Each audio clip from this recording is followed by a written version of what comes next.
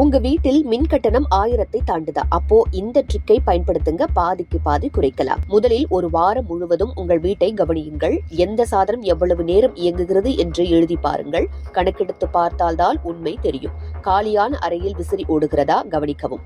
பின்னணியில் ஓடும் தொலைக்காட்சி தேவையா என்று யோசிக்கவும். சிறிய அலட்சியம் தினமும் யூனிட் சேர்க்கும். கண்காணிப்பை சேமிப்பின் முதல் படி. குளிர்சாதன பெட்டியை சுவரில் ஒட்ட வைக்காதீர்கள். அதன் பின்புறத்தில் காற்றோட்டம் அவசியம்.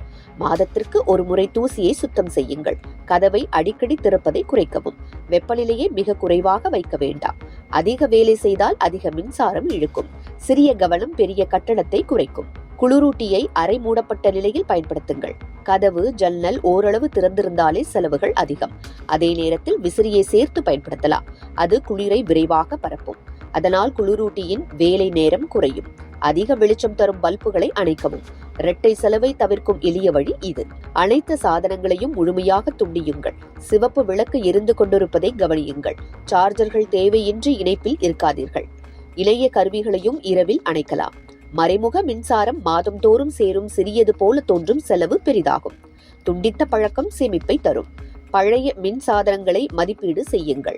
பல வருடங்கள் பழைய விசிறி அதிக மின்சாரம் இழுக்கும். பழைய குளிர்சாதன பெட்டி இரட்டிப்பு வேலை செய்யும்.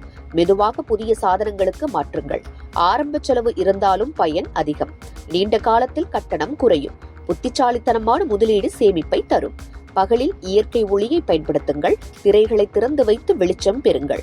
அதனால் பகல் நேர விளக்கு தேவையில்லை. காற்றோட்டம் இருந்தால் விசிறி குறைவாக இயங்கும். துணி உலர்த்தும் போது இயற்கை காற்றை பயன்படுத்துங்கள். அதிக உலர்த்தும் வசதியை தவிர்க்கவும். வீட்டின் அமைப்பே மின்சாரத்தை சேமிக்கும். குடும்பம் முழுவதும் ஒரு முடிவு எடுக்க வேண்டும். பயன்படுத்தாததை உடனே அணைக்க வேண்டும். குழந்தைகளுக்கும் இதை பழக்கமாக்குங்கள்.